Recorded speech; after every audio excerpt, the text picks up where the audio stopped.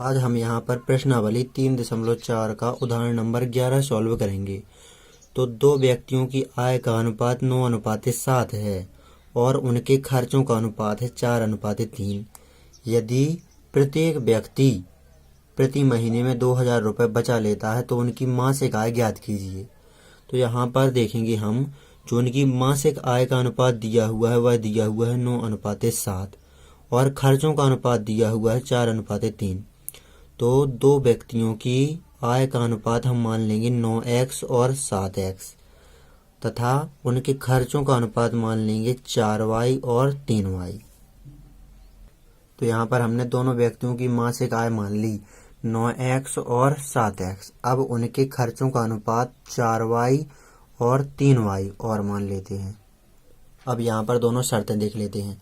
तो यहाँ पर कहा गया है कि दो व्यक्तियों की आय का अनुपात 9:7 है। तो यहाँ पर हमने दोनों व्यक्तियों की मासिक आय मान ली 9x और 7x और उनके खर्चों का अनुपात मान लिया 4y और 3y। तो यहाँ पर कहा गया है प्रति व्यक्ति महीने में 2000 रुपये बचा लेता है। तो जो पहला व्यक्ति है उसकी आय है 9x और उसका खर्चा है 4y। तो उसकी आय में से उसका खर्चा घटा दिया जाए तो वह 2000 रुपये बचा लेता है। तो ये हमने पहली शर्त पूर्ण कर दी। अब दूसरी शर्त देखते हैं। तो दूसरे व्यक्ति की मासिक आय है 7x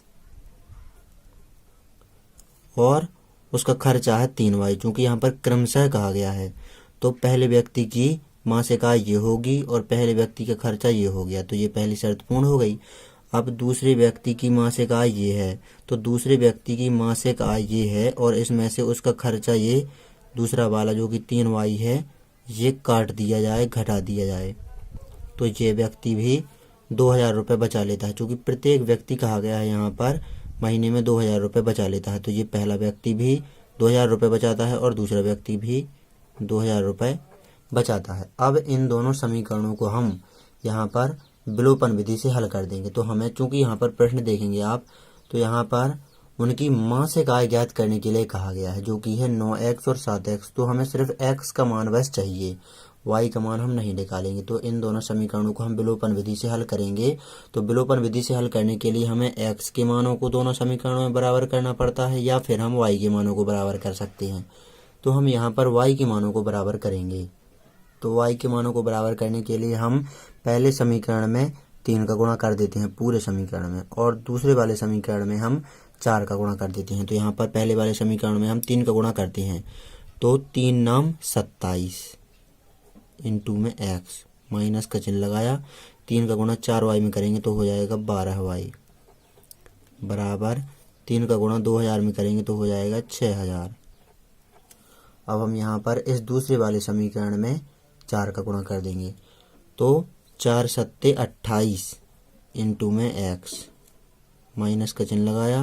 4 का गुणा 3y में करेंगे तो हो जाएगा 12y बराबर का चिन्ह लगाया। 4 का गुणा 2000 में करेंगे तो हो जाएगा 8000।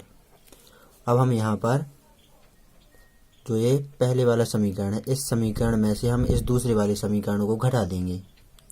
तो जब हम घटाएंगे तो चिन्ह बदल जाएंगे नीचे वाली संख्याओं को। जो 28x प्लस का है ये माइनस का हो जाएगा, 12y ये माइनस का है ये प्लस का हो जाएगा, 8000 ये प्लस के हैं ये माइनस के हो जाएंगे। अब यहाँ पर ऊपर है माइनस के 12y और नीचे हैं ये प्लस के 12y तो ये दोनों कट जाएंगे।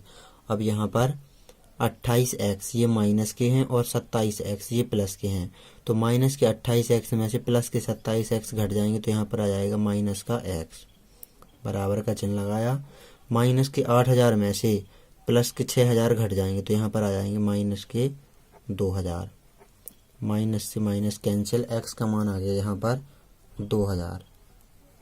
अब हम यहाँ पर दोनों व्यक्तियों की मासिक आय निकाल लेंगे। चूँकि जो ये x का मान जो आया हुआ है ये यहाँ पर 9x जो है इस x की जगह पर ये 2000 लिख देना है और इस x की जगह पर ये 2000 लिख देना है और आगे हल कर देना है। तो यहाँ पर नीचे हम इस 9x का मान निकाल लेंगे और 7x का मान निकाल लेंगे। तो यहाँ पर अतः दोनों व्यक्तियों की मासिक आय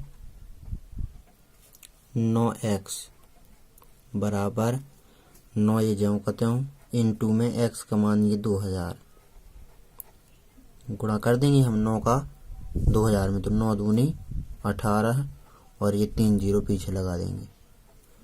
तो यहाँ पर जो हमने पहले व्यक्ति की मासिक आय 9x मानी थी, ये आ गई 18,000, और दूसरे व्यक्ति की मानी थी हमने मासिक आय 7x ये।